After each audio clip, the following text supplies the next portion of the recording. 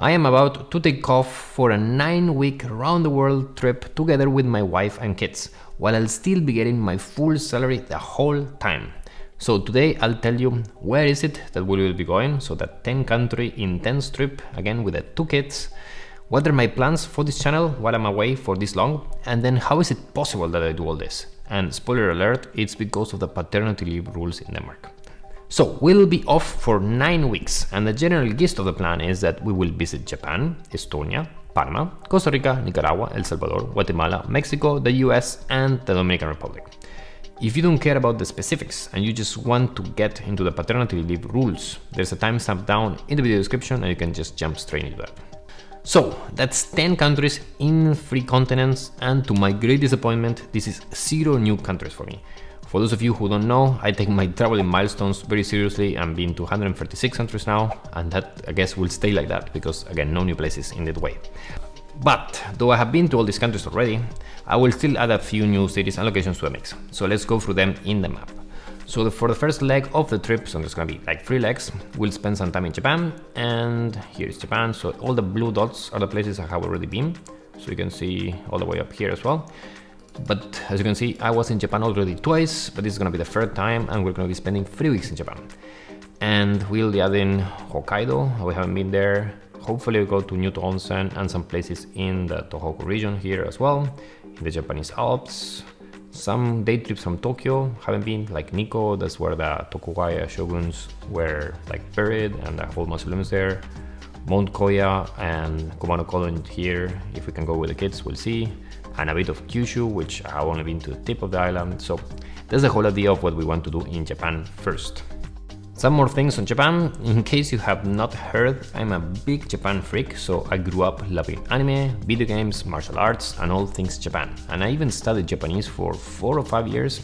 I was even pretty good at it, and I hope that I can get some of it back now when we're gonna be there.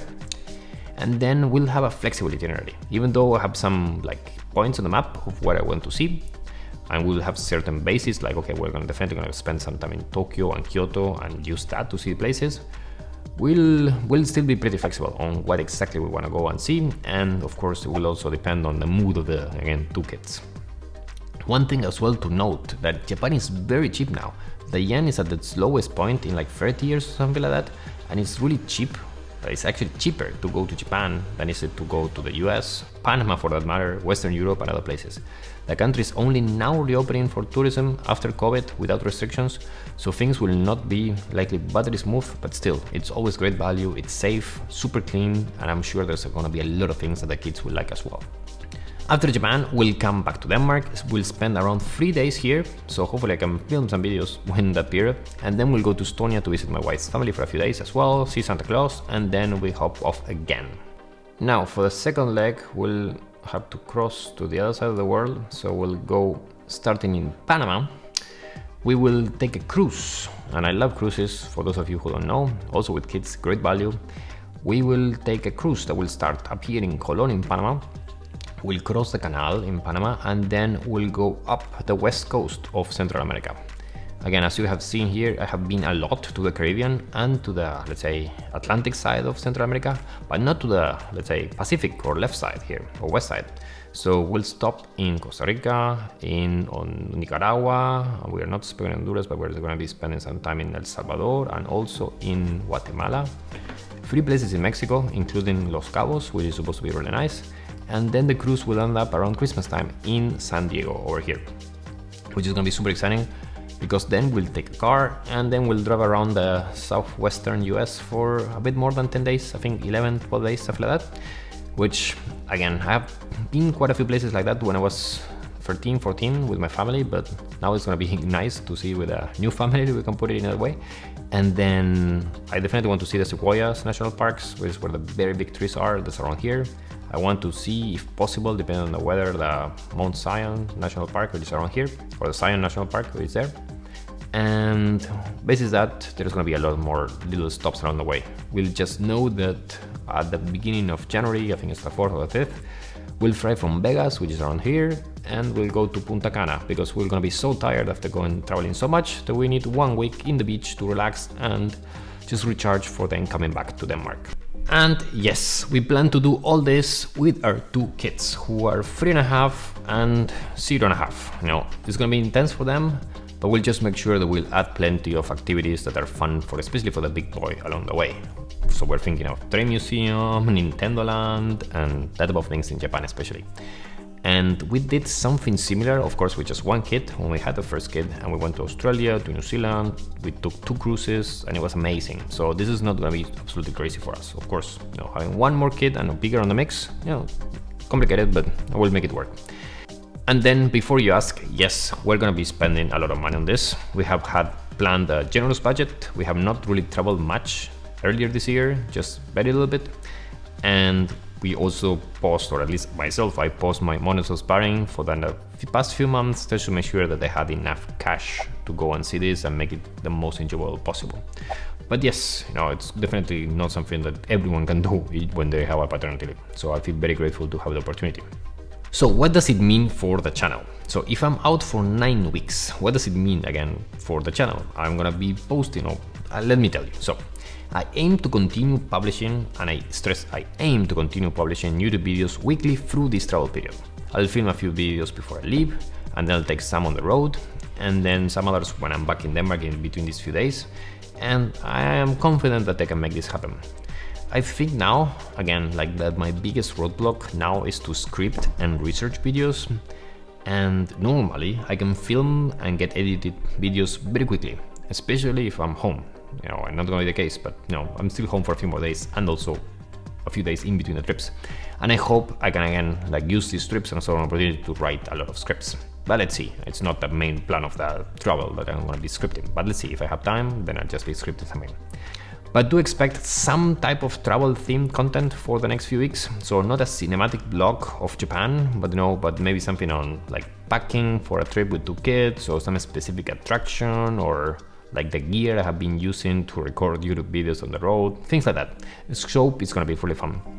And then I'm definitely gonna be making some type of Q&As, especially because we're about to approach my video number 100. I think we're at 98 with this one, so definitely an opportunity to find a nice backdrop and make this Q&A video. Also, I'll repeat my annual review workshop. So when we get there in December, I just need to find the right timing for that. Last time I walked a small group through my framework that I use to plan and review the year, and plan the year that's coming by, and plan projects and make it the best year in your life. And I want to do this again this year. Again, timing and format TBD, but expect to hear more from me on this soon, because I'm really passionate about it. And even though it was a small group last time, I think it went really well.